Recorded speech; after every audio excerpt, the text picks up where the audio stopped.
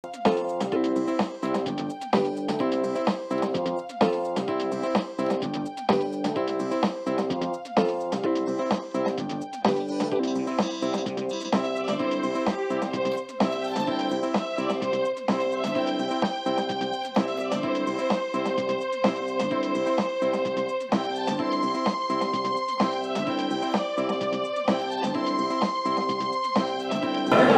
Monsieur Charles Onana. Oui, bonjour. Vous êtes journaliste d'investigation et romancier franco-camerounais. C'est bien ça? Oui. Alors, dans le document que nous avions, il est dit que vous avez dirigé une organisation panafricaine de journalistes indépendants au sein de laquelle une enquête a été menée sur l'assassinat du journaliste Norbert Zongo. Où en est-il aujourd'hui? Qu'en est-il de cette histoire? Écoutez, si vous voulez, j'avais mené au sein de l'organisation panafricaine des journalistes indépendants l'enquête sur le journaliste burkinabé Norbert Zongo, parce que je m'étais rendu compte que les conditions dans lesquelles Norbert avait été assassiné étaient très obscures. À l'époque, Norbert a travaillé sur beaucoup de dossiers extrêmement sensibles du régime du président burkinabé. Et donc finalement, on a retrouvé son corps calciné dans une voiture. On a prétexté un suicide ou quelque chose d'extrêmement banal. Mais j'ai pu démontrer que non seulement l'assassinat de Norbert Zongo était volontaire, mais qu'on a cherché à maquiller en plus le crime en essayant d'incendier la voiture et à donner l'impression que c'était la voiture qui avait pris feu toute seule, etc. Donc le régime burkinabé avait mis les bâtons dans les roues à toutes les enquêtes qui avaient été initiées au Burkina. Il y a eu une commission d'enquête internationale qui avait été désignée également pour faire la lumière sur cet assassinat. Mais il se trouve qu'aujourd'hui,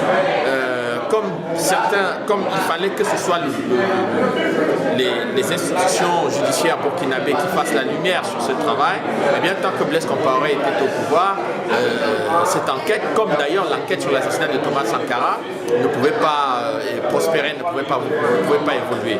Donc on espère qu'avec le nouveau régime, l'affaire Norbert Zongo va être définitivement éclairée et que, au même titre que d'ailleurs l'assassinat de Thomas Sankara. Monsieur Charles Onana, la légende publique qu'on appelle communément rumeur accusait le petit frère de Blaise Compaoré d'avoir assassiné Norbert Zongo. Mais il est évident que François Compaoré est impliqué d'une manière directe ou indirecte dans l'affaire de l'assassinat de Norbert Zongo. À l'époque, j'ai pu fournir des éléments intéressants là-dessus, mais je pense que ce qui serait bien aujourd'hui, c'est que finalement, vous savez, si François Compaoré n'avait rien à se reprocher dans ce dossier, le dossier aurait été clarifié très rapidement.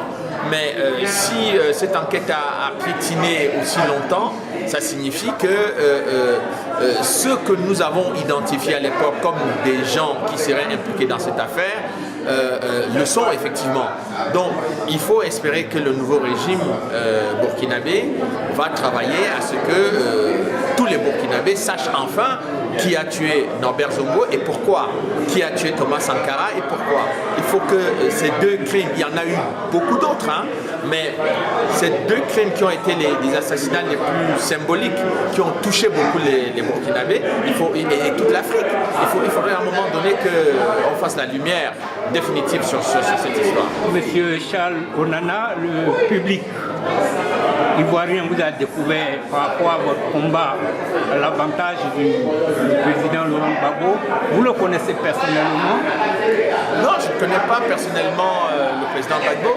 Et puis surtout, les gens sur lesquels j'enquête, je ne préfère pas souvent les connaître personnellement, parce que si vous connaissez personnellement les gens, quand vous engagez... Il vous a remercié. Oui, il m'a remercié publiquement. Il m'a remercié publiquement, mais je pense que c'est parce qu'il a été... il a apprécié la qualité du travail que j'ai fait. Et je ne crois pas que même ses adversaires les plus acharnés ont eu grand chose à dire sur l'enquête que j'ai menée. Donc moi j'ai versé un certain nombre d'éléments sur la table, j'ai attendu qu'on nous apporte des éléments contraires, jusqu'à présent on n'en a pas eu. Donc je crois qu'il m'a remercié parce que j'ai fait un bon travail. Monsieur Charles Onana, votre bibliographie, aussi bien que votre bibliographie, dit de vous que vous avez la nationalité française. Mais vous êtes camerounais, n'est-ce pas? Oui, je suis camerounais. Alors, nous sommes quand même un peu surpris que vous ne dites rien sur le Cameroun par rapport à un président qui est presque trentenaire. Mais vous savez, quand vous faites quelque chose, on vous reproche de faire. Quand vous ne faites rien, on vous reproche de ne pas faire. Moi, je pense que ce serait une insulte pour toutes les intelligences africaines de considérer que seul Charles Onana doit faire les choses. Moi, je serais ravi de voir d'autres personnes travailler comme moi je travaille sur différents pays, qu'ils fassent le même travail, que ce soit sur le Cameroun ou sur d'autres. Je serais ravi de les lire et je les apprécierais.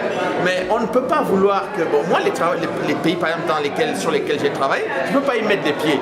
Et je n'ai jamais vu des Africains qui me reprochent de ne pas travailler sur tel ou tel pays. Je ne l'ai jamais vu venir se battre pour que Charles Onana ait le droit d'aller dans ces pays-là. Vous savez, quand celui qui a les bras croisés, qui ne fait rien, la tâche est toujours beaucoup plus facile que celui qui fait. Et donc je préfère que nous soyons nombreux en Afrique à faire beaucoup pour tout le continent et pour tous les pays. Monsieur Charles Onana, nous avions été à une conférence tout à l'heure où laquelle des choses ont été dites entre les rapports Europe-Afrique. Est-ce selon vous de l'afro-pessimisme de constater que l'Afrique, jusqu'à aujourd'hui, doit s'approcher encore à l'Occident? Non, il n'y a pas... Enfin, l'afro-pessimisme, je ne sais pas exactement ce que c'est. Moi, je suis pour l'accès à la connaissance. Il faut que le maximum d'Africains puissent accéder à la connaissance de ce qui se passe dans ce continent-là. Et moi, j'essaie d'y contribuer à ma façon. Ceux qui lisent au-delà du français, c'est-à-dire qui comprennent le Swahili, le Lingala, le Sango, toutes les langues africaines, peuvent traduire ces travaux dans ces différentes langues pour que le maximum d'Africains puissent avoir accès à la connaissance. Vous savez, quand vous ne comprenez pas ce qui vous arrive, il vous est très difficile de trouver les meilleures solutions. Donc pour l'instant, je pense que nous péchons par notre difficulté à accéder à la connaissance sur les dossiers les plus compliqués auxquels nous avons affaire. Mais à chaque fois, vous savez, la tradition de nos ancêtres était quoi? C'était de nous amener, les plus jeunes étaient toujours assis à côté des plus âgés pour écouter. Et on vous donnait 15, 17, 18, 19, jusqu'à 20 ans, vous ne devriez pas parler, vous devriez écouter. Ça vous apprenait d'abord à écouter, ça vous apprenait à réfléchir, ça vous apprenait à analyser et ça vous apprenait à vous exprimer. Donc quand vous avez écouté des gens qui analysent, qui pensent, qui réfléchissent, en fin de compte, et qui parlent, il vous arrive quand vous prenez la parole de savoir exactement ce que vous dites et de retourner la langue plusieurs fois dans votre bouche avant de parler. Aujourd'hui, on nous fait croire avec la civilisation moderne que vous écoutez la télévision, vous savez, vous écoutez la radio, vous savez, vous lisez 2 articles dans un journal, vous savez. Et ça, c'est terrible parce que ceux qui agissent de cette façon-là oublient qu'il y a une histoire en Afrique qui permet aux gens de se former. Et moi, j'incite les gens à se former davantage à la connaissance et d'accéder à la connaissance. Parce qu'une fois que c'est fait, eh bien, vous pouvez parler en sachant exactement de quoi vous parlez. Mais si vous parlez parce que vous avez lu 2 articles, vous avez écouté 2 ou 3 personnes, on ne peut pas aller très loin avec cela. Selon vous qui maîtrisez les grands dossiers, pensez-vous que la pétition engagée en faveur du président Laurent Gbagbo va impacter le cours du jugement à La Haye? Une pétition est toujours intéressante parce qu'elle permet aux gens de se mobiliser Et le président Gbagbo, Charles Blé Goutée, ont besoin d'une mobilisation populaire pour la justice et pour la vérité. Mais je suis aussi de ceux qui pensent qu'une pétition n'est pas à elle seule une arme redoutable. Elle est une arme importante, mais ça ne devrait pas être la seule et ça ne devrait pas être l'unique arme qu'on devrait utiliser pour accéder à la vérité et à la justice en faveur du président Gbagbo et de Charles Blé Goutée. Votre mot à l'endroit de tous ces patriotes qui, de Paris aux États-Unis, vous ont découvert dans votre manière de réagir en faveur du président Gbagbo? Non, il faut tout simplement dire que ce soit les Ivoiriens, les non-Ivoiriens, les Français, les Américains, les Anglais, les Néerlandais, tous les gens qui découvrent l'histoire du président Gbagbo, je pense, et de Charles Blé Goutée, c'est une aubaine, enfin pour les Africains, de se faire entendre et de faire comprendre aussi ce qui s'est passé en 2011 et avant 2011 en Côte d'Ivoire. Donc, c'est une porte d'entrée très intéressante, mais je pense qu'il faut que les gens profitent de cette porte d'entrée pour aider tout le monde à comprendre ce qui se passe en Afrique. Parce que les Africains ne peuvent pas vivre ce qu'ils vivent depuis plusieurs années ou depuis des siècles, avec toujours une déformation de la réalité de la part des médias occidentaux et des chercheurs occidentaux, de pas mal d'autres personnes, et aussi des chercheurs ou des médias africains qui ne veulent pas laisser les gens aller beaucoup plus loin que ce qu'on dit ou qu'on croit savoir. Et pour moi, cette histoire de la Côte d'Ivoire doit être un tremplin pour aider les gens à aller beaucoup plus loin dans la compréhension des enjeux de ce dont souffre le continent aujourd'hui. Monsieur Charles Onana, que pensez-vous d'un président comme Alassane Ouattara?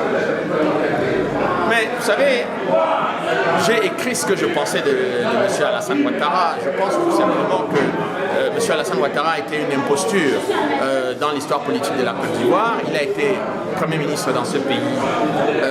Il n'a pas fait la démonstration, autant il était Premier ministre, qu'il était un patriote remarquable. Il a appliqué une politique qui a été dictée par le Fonds monétaire international et par des institutions financières internationales.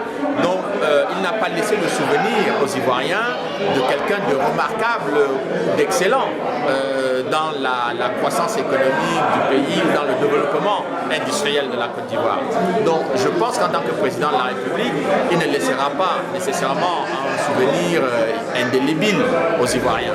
Cependant, ce que je pense, je crois que s'il lui arrivait aujourd'hui ce qu'il a fait au président Gbagbo, il crierait à l'injustice, il crierait à l'inacceptable. Mais vous savez, il faut que chacun fasse son examen de conscience. Lui, il doit faire son examen de conscience par rapport aux millions de morts ivoiriens et à toutes ces familles qui ont été disloquées, qui ont été traumatisées. Si c'est ça qu'il laisse comme héritage à sa famille et aux Ivoiriens, je crois que c'est pas terrible, c'est pas brillant. Nous avons été très heureux.